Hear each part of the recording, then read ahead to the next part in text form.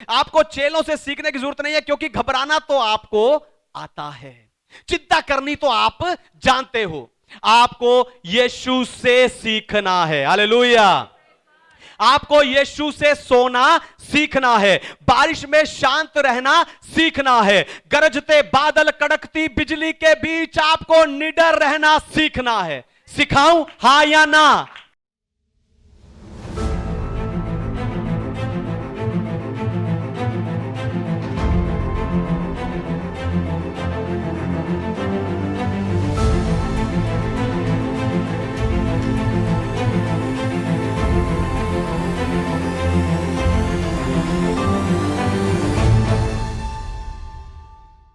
Hallelujah.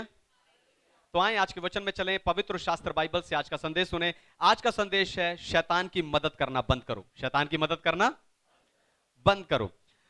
जन्म के समय आप में आपके माता पिता दिखाई देते हैं, लेकिन मृत्यु के समय आपके निर्णय दिखाई देते हैं। आपके फैसलों से आपका मार्ग पता चल जाता है। आप अपनी जिंदगी में जो फैसले लेते हैं, उन फैसलों से पता चल जाता है कि आप किस रास्ते पर जा रहे हैं। यहां तक कि शैतान भी आपके जीवन को नाश करने के लिए आपके फैसलों को ही प्रभावित करता है। दोबारा सुनिए, ध्यान से सुनिए। शैतान भी आपके फैसलों को ही प्रभावित करके आपके जीवन को नाश करता है। शैतान ने आदम और हव्वा के जीवन को सीधा नाश नहीं किया। शैतान ने उन्हें एक गलत फैसला लेने के लिए प्रभावित किया, और उनके फैसले से शैतान ने उनके जीवन को नाश किया। फिर उसके बाद तो शैतान ने सभी लोगों की जिंदगियों को नाश करने के लिए, उनके फैसलों को प्रभावित करने को अपनी रणनीति बना लिया। उसने कैन को उसी के फैसले के द्वारा नाश किया। शैतान ने मूसा को उसी के फैसले के द्वारा नाश किया। फिर शैतान ने शिमशोन को दलीला के प्रति उसी के फैसले के द्वारा नाश किया।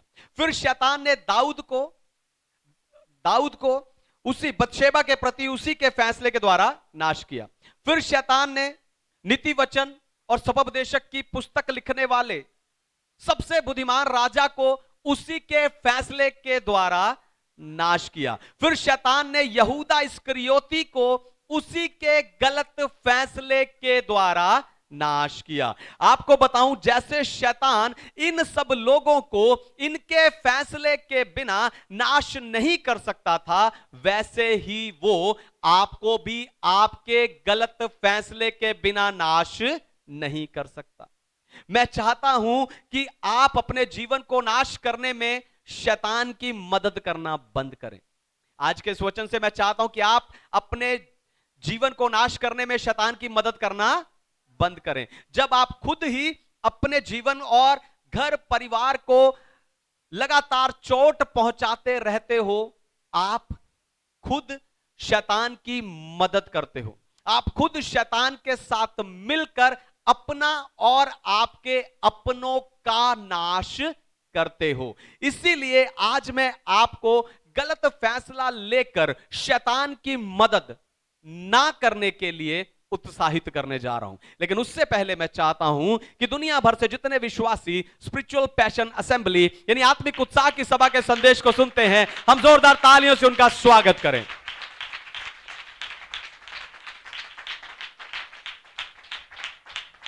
शैतान की मदद करना बंद करो। सबसे पहली बात, आपको गलत फैसला लेने के लिए तूफान मजबूर करते हैं। आपको गलत फैसला लेने के लिए तूफान मजबूर करते हैं। पढ़िए मरकुस रचित सुसमाचार 4 अध्याय उसका 36 और 37 वचन। Gospel of Mark chapter 4 verse 36 and 37। और वे भीड़ को छोड़कर जैसा वह था वैसा ही उसे नाव पर साथ ले चले, और उसके साथ और भी नावें थी। तब भी बड़ी आंधी आई और लहरें नाव पर यहाँ तक लगी कि वह पानी से भरी जाती थी। आमीन। परमेश्वर के नाम की महिमा हो। तो यह सच्चाई है कि आपके जीवन की कुछ परिस्थितियां आपको आपका जीवन नाश करने वाली फैसले लेने के लिए मजबूर करते हैं। और यहां इस भाग में यीशु हमें सिखाते हैं कि अपने जीवन के तूफान को आपको कैसे संभालना है। पिछले हफ्ते यीशु ने हमें सिखाया कि अपने क्रूस को कैसे संभालना है, और इस हफ्ते यीशु हमें सिखा रहे हैं कि अपनी जिंदगी के तूफान को हमें कैसे संभालना है। क्योंकि पूरी बाइबल में सिर्फ यीशु ही है जिसने अपने फैसलों को शैतान द्वारा प्रभावित होने नहीं दिया, जिसने खुद अपना जीवन नाश नहीं किया। अदन की वाटिका में शैतान ने जो आदम और हव्वा के साथ किया था, वही उसने परीक्षा के समय जंगल में प्रभु यीशु मसीह के साथ किया, लेकिन शैतान प्रभु यीशु मसीह के सामने असफल रहा। हालेलुया। इसलिए सिर्फ यीशु ही है जो आपको सिखा सकते हैं कि आप अपने जीवन को खुद नाश करने से कैसे बच सकते हो। आप खुद अपनी आशीष में रुकावट बनना कैसे बंद कर सकते हो।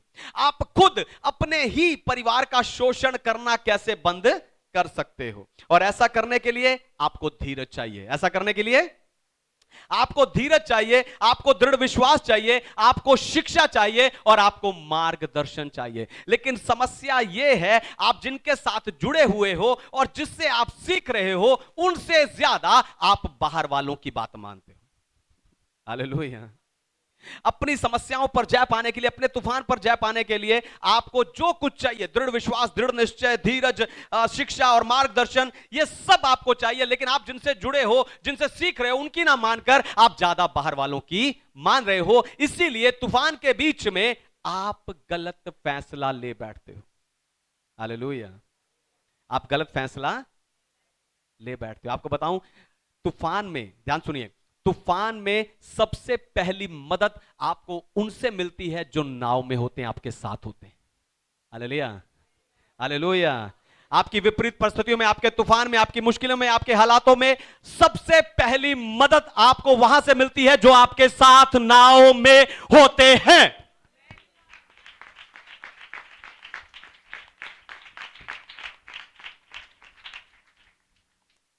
दूसरी बात, शैतान की मदद करना बंद करो। दूसरी बात, तूफान से पहले आपको किनारे पर वचन चाहिए। तूफान से पहले आपको किनारे पर वचन चाहिए। पढ़िए मरकुस अध्याय 4 वचन 35, मार्क चैप्टर 4 वर्स 35।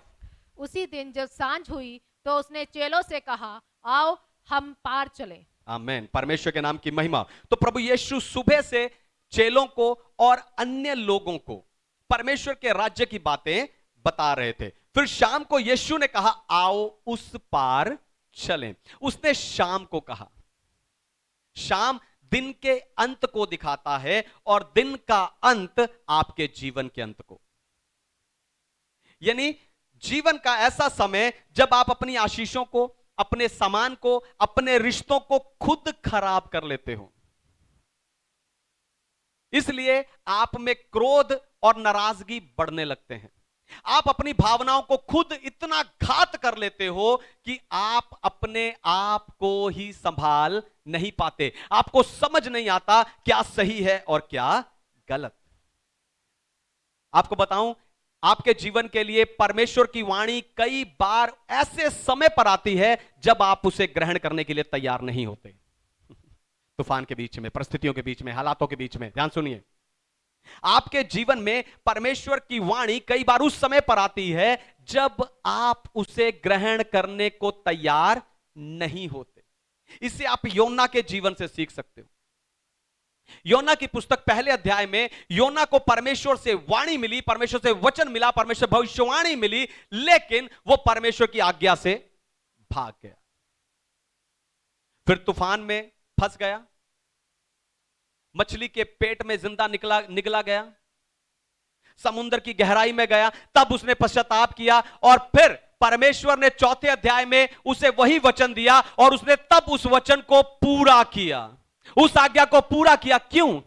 क्योंकि परमेश्वर ने उसकी जिंदगी में दूसरा और तीसरे अध्याय को इस्तेमाल किया। अगर आप में से कोई है जिसका दूसरा या तीसरा अध्याय चल रहा है, जो कहता है मैं तूफान के बीच में हूं, जो कहता है मेरी नाव लहरों से टकरा रही है, टूटने वाली है, जिसे लगता है कि मैं योना की तरह मछली के पेट में जकड़ा हुआ हूं, जिसे यह लग रहा है कि मैं समुद्र की गहराई की तरह दुख की गहराई में हूं, तो पश्चाताप कीजिए और परमेश्वर से पूछिए मुझे क्या करना है।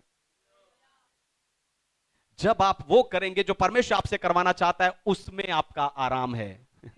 पिछली बार मैंने आपको यही सिखाया, आपका आराम आपके काम को पूरा करने में है। यीशु ने कहा आओ उस पार चलें। यीशु ने कहा आओ उस पार चले।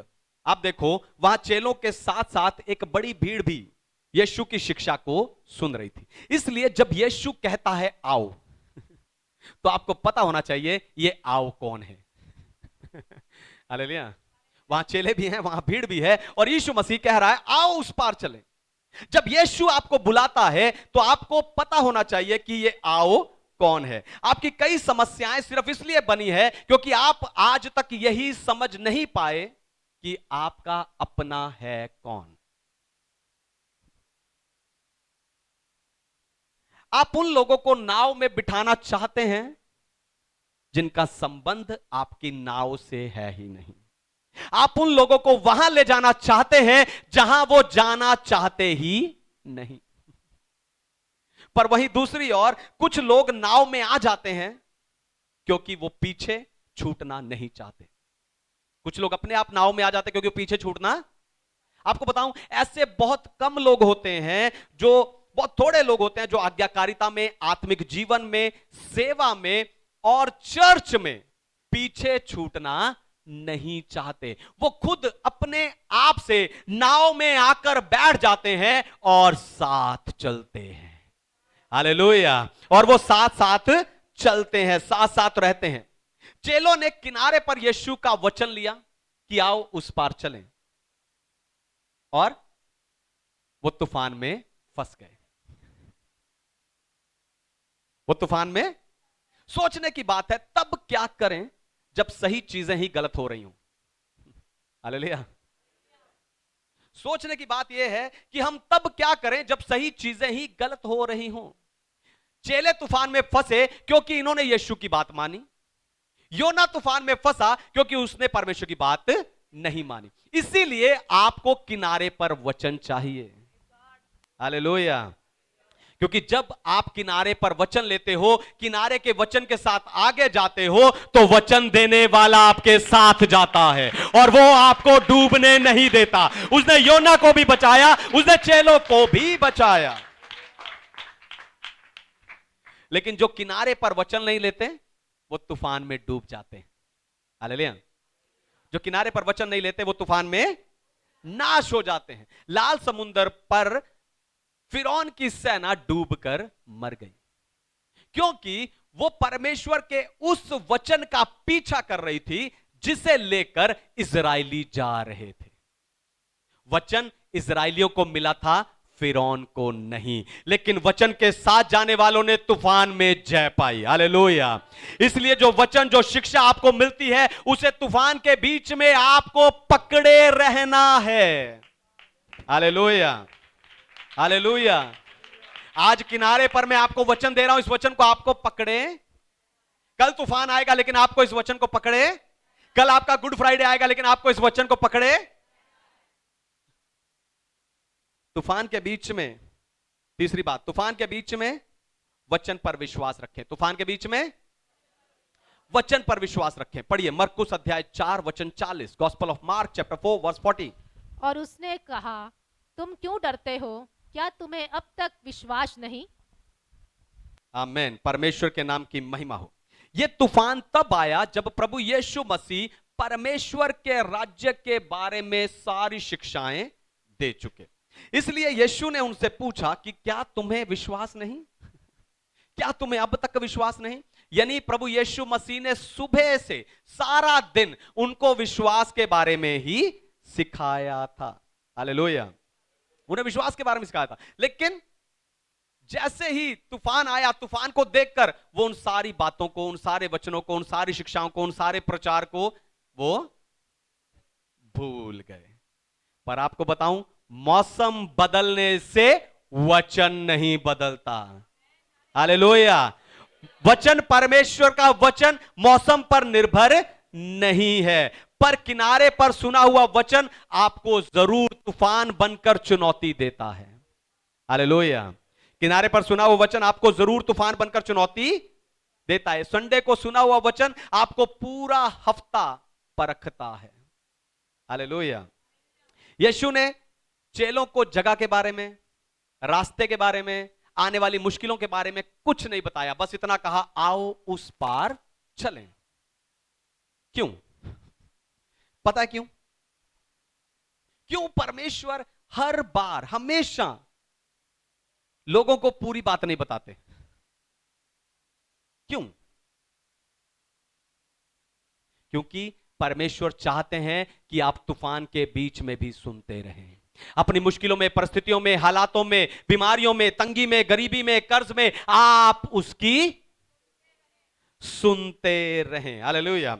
जब लहरें नाव से टकराने लगी तब चेले डर गए, क्योंकि यह तूफान अचानक आया था। आपकी जिंदगी में आने वाली विपरीत परिस्थितियां जब अचानक से आती हैं और जिसमें आप भी क्या होते हो, डर जाते हो और बिना बुद्धि के फैसला ले बैठते हो और अपने जीवन को खुद नाश कर लेते हो। हालेलुया। वो तूफान अचानक आया इसलिए चेले डर गए। आपकी जिंदगी में भी परिस्थितियों का तूफान अचानक आता है, आप डर जाते हो और बिना बुद्धि के फैसला ले बैठते हो, जिससे आप अपनी जिंदगी को ही नाश कर लेते हो। क्योंकि गलत फैसला समस्या को सुलझाने की बजाय एक नई समस्या को खड़ा कर देता है। और आपको यह तब समझ आता है जब आपको तब समझ आता है जब आप सोचते हो कि मैंने तो ये तूफान में, बारिश में, धुंध में ये दरवाजा सोचकर खोला था, लेकिन ये मेरे लिए खाई बन गया। हालेलुया। जो तूफान में, धुंध में, अंधेरे में, बारिश में आपको दरवाजा लगता है, वो बाद में आपके लिए खाई निकलता है। इसलिए तूफान के बीच में आपको परमेश्वर की आवाज सुनते रहना है, ताकि आपको पता हो असली दरवाजा कौन सा है, खाई कहां पर है, मेरा जीवन नाश होने से कहां बच सकता है। हालेलुया। चौथी बात, आपको अपने विरोध पर जय पानी है। आपको अपने विरोध पर जय पानी है। पढ़िए मरकुस अध्याय 4 वचन 38, gospel of Mark chapter 4 verse 38। तब उसने उठकर आंधी को डांटा और पानी से कहा, शांत रह, थम जा, और आंधी थम गई और बड़ा चैन हो गया। आमीन। परमेश्वर के नाम की महिमा। अचानक आए तूफान को देखकर चेले डर गए और उन्होंने यीशु को उठाया, कहा, हे गुरु, क्या तुझे हमारी चिंता नहीं, हम नाश हो रहे हैं। उनके अंदर से उनका विरोध निकलने लगा। ध्यान से सुनिए, चेलों के अंदर से उनका, इतने दिन साथ हैं, इतने दिन खा पी रहे हैं, सारा दिन शिक्षा सुन रहे हैं, लेकिन चेलों के अंदर से उनका विरोध, एक तूफान आने से चेलों के अंदर से उनका विरोध निकल। ऐसा विरोध आपके अंदर से भी निकलता है। हालेलुया। झुकी हुई नजरों वालों, ऐसा विरोध आपके अंदर से भी निकलता है। परमेश्वर आपने ऐसा करने को कहा था पर कुछ नहीं हो रहा, यह विरोध है। परमेश्वर आपने कहा था जा, और मैं गया लेकिन तूफान में फंस गया, यह विरोध है। परमेश्वर आपने कहा मैं तुझे कभी नहीं छोड़ूंगा, लेकिन मैं अकेला महसूस कर रहा हूं, यह विरोध है। परमेश्वर आपने कहा मैं तेरी सारी जरूरतों को पूरा करूंगा, लेकिन मैं घटी में हूं, यह विरोध है। यह विरोध है क्योंकि परमेश्वर ने अभी कुछ किया ही नहीं। हालेलुया। जो सोच रहे पास्टर जी आपको कैसे पता, यह विरोध है क्योंकि परमेश्वर ने आप ही कुछ किया ही नहीं है। परमेश्वर ने कॉमा लगाया है, लेकिन आप उसे फुल स्टॉप समझकर विरोध करना शुरू कर रहे हो। हालेलुया। परमेश्वर ने अभी कहानी पूरी नहीं की, परमेश्वर ने अभी पेन नहीं रखा, परमेश्वर ने सिर्फ कॉमा लगाया है, लेकिन आप उसे परमेश्वर का फुल स्टॉप समझकर विरोध करने लगते हो। आपको बताऊं, तूफान बिना बताए आता है, इसलिए आप उसे आने से रोक नहीं सकते। हालेलुया। आज मैं यहां वचन सुना रहा हूं, आप यहां वचन सुन रहे हैं, क्योंकि आज तूफान नहीं है। तूफान बिना बताए आता है, आज नहीं आ रहा, हो सकता कल आए, हो सकता परसों आए, हो सकता अगले महीने आए।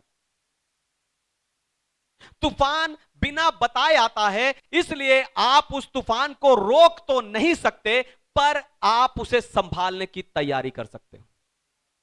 हालेलुया। आप उस तूफान को आने से रोक नहीं सकते। ये मई महीने के पहले रविवार में खड़ा होकर मैं आपको बता रहा हूं, इस महीना अगर अचानक तूफान आए, आप उसे रोक नहीं सकते, लेकिन आप उसे रोकने की तैयारी कर सकते हो, आप उसे संभालना सीख सकते हो। और यहां यीशु हमें सिखा रहे हैं कि हमें अपनी जिंदगी के तूफान को कैसे संभालना है। जिस नाव में प्रभु यीशु मसीह थे उसी नाव में चेले थे। यानी जिस तूफान का सामना चेले कर रहे थे उसी तूफान का सामना यीशु कर रहे थे। एक ही तूफान के लिए दोनों के अलग बर्ताव थे। हालेलुया। एक ही नाव है, एक ही तूफान है, लेकिन बर्ताव क्या है?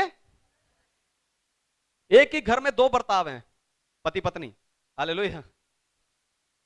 एक ही नाव में है, एक ही शादी की नाव में है, एक ही नाव में यीशु मसीह चेले हैं, लेकिन तूफान के बदले दोनों के अलग अलग बर्ताव हैं।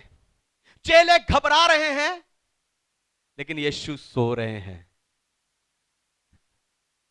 चेले चिंता कर रहे हैं लेकिन यीशु शांत है। आपको बताऊं, आपको चेलों से सीखने की जरूरत नहीं है। हालेलुया। ध्यान से सुनिए, आपको चेलों से सीखने की जरूरत नहीं है, क्योंकि घबराना तो आपको आता है, चिंता करनी तो आप जानते हो। आपको यीशु से सीखना है। हालेलुया। आपको यीशु से सोना सीखना है, बारिश में शांत रहना सीखना है, गरजते बादल कड़कती बिजली के बीच आपको निडर रहना सीखना है। सिखाऊं हां या ना? सिखाऊं यस या नो? तूफान के बीच में अपने परमेश्वर के सामने समर्पित रहिए, तूफान आपके परमेश्वर के आगे समर्पण कर देगा। जब आप तूफान के बीच में अपनी जिंदगी को परमेश्वर के आगे समर्पित रखकर चलेंगे तो आपको डराने वाला तूफान आपके परमेश्वर के आगे घुटने टेक देगा।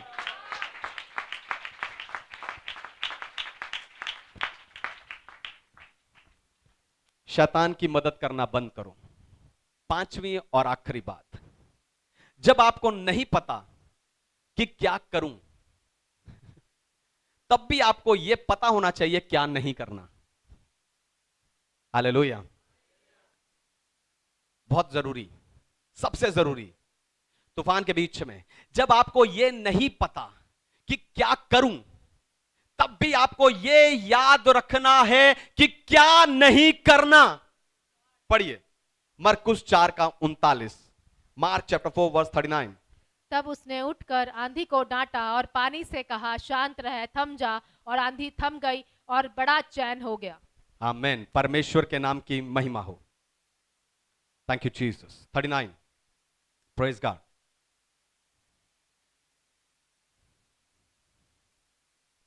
तब उसने उठकर आंधी को डांटा और पानी से कहा, शांत रह, थम जा, और आंधी थम गई और बड़ा चैन हो गया। आमीन। परमेश्वर के नाम की महिमा। तो तूफान आपको नाश नहीं कर सकता, पर तूफान के बीच में आपका बर्ताव आपको नाश करता है। हालेलुया। तूफान, परिस्थिति, हालात, बीमारियां, परेशानियां आपको नाश नहीं करते, पर उसके बीच में आपका बर्ताव आपको नाश करता है। सोच कर देखो, बुखार आया, पैरासीटामोल से चला जाएगा, लेकिन उस बुखार के बीच में आपने जो पत्नी को डांटा, बच्चे को थप्पड़ मारा, हालेलुया, सोच कर देखो, आपकी जिंदगी को तूफान नाश नहीं करता, आपकी जिंदगी को तूफान के बीच में आपका बर्ताव नाश करता है। उस परिस्थिति में आप जो बर्ताव करते हो, वो बर्ताव आपको नाश करता है। इसलिए जब चेले समझ नहीं पाए कि क्या करूं, तब उन्होंने यीशु को उठाया, यीशु को जगाया, और यीशु ने उठकर चेलों को डराने वाले तूफान से बात की और कहा, थम जा, और लहरों से कहा, थम जा, और वो तूफान वहां पर शांत हो गया।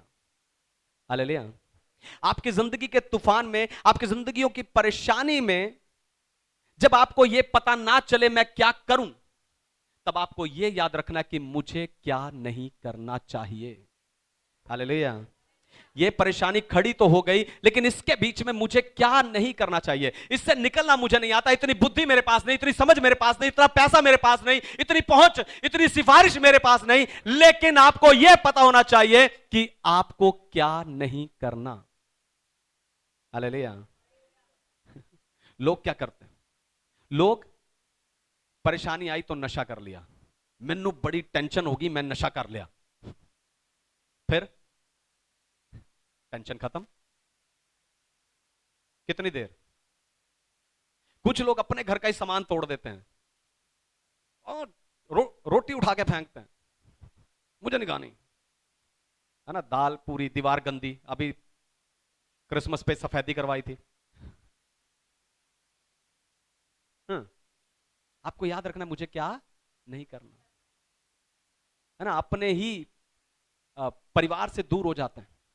तो जब जिंदगी के हालात, परिस्थितियां, परेशानी आती तो आपको यह याद रखना है कि इसमें मुझे क्या नहीं करना।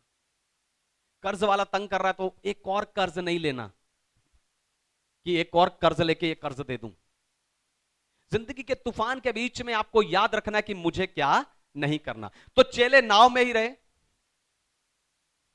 और उन्होंने यीशु को जगाया। जब चेलों को नहीं पता हम क्या करें, तूफान नहीं रुक रहा, नाव नहीं संभल रही, लहरें टकरा रही हैं, जिंदगियां खत्म होने वाली हैं, चेलों को समझ नहीं आया हम क्या करें, तब उन्हें यह पता था कि हमें क्या करना है। उन्होंने यीशु को जगाया, वो नाव में ही रहे। हालेलुया। चेले नाव में ही रहे, उन्होंने यीशु को जगाया। चेले नाव में ही रहे, उन्होंने यीशु को ही जगाया। जब आपकी जिंदगी में तूफान आता है, आपको नाव में ही रहना है, यानी जहां परमेश्वर ने आपको रखा है आपको वहां बने रहना है और आपको यीशु को जगाना है। हालेलुया। जब आप हर बार प्रार्थना करते हैं आप यीशु को जगाते हैं, जब आप हर बार आराधना करते हैं आप यीशु को जगाते हैं, और जब यीशु जागेगा वो उठेगा और आपके तूफान से कहेगा शांत हो जा, और आपका जिंदगी का तूफान थम जाएगा।